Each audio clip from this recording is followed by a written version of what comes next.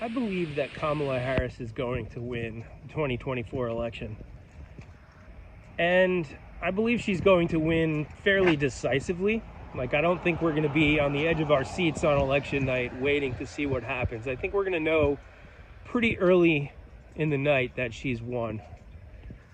And my thinking is, if my prediction turns out to be true, moving forward, can we just have shorter election seasons?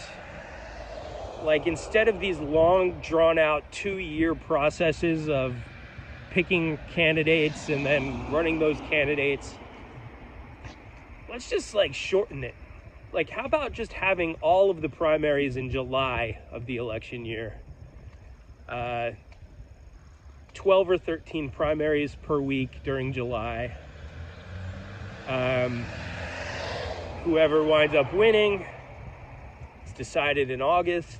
September, you have the nominating convention, and then the general election ensues.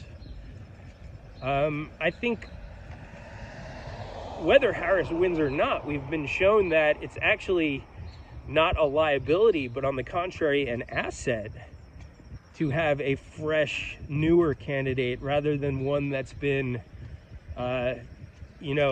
dangling in front of the American people for well over a year prior to the election.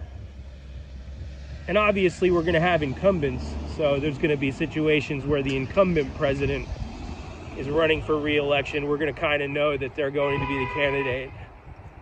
People love to beep around here. It's beeping, the lowest form of human communication. But I digress. These elections that we have, they're annoying. Like, nobody really, the only people that like these long, drawn-out elections that take forever are the garbage human beings who make money off of elections. Not even just the politicians, but the pundits and the strategists and the bureaucrats who deal in the comings and goings of the election and all that stuff. And we don't need it. I think the general public, whether you're right or left, independent, Republican, Democrat, whatever, can't we just agree that we don't need to have presidential elections that go on for 2 years, that we can kind of just not think about it for a while, and then all of a sudden, maybe in late June, we start seeing candidates throw their hats in the ring, and then we have a few weeks of, or maybe early June, and then we have a few weeks of them sort of saying what they stand for and what their record of accomplishments has been. A little bit of time for the press to dig into their past, make sure there's not anything crazy. And then in July, 12 or 13 states per week over the course of that month,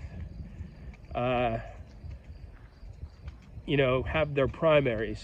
And by the end of July, there's a clear winner. August, we have that winner. That winner starts to build up excitement behind their campaign. In September, they have their nominating convention. And then there's the general election. That seems reasonable. That seems sane.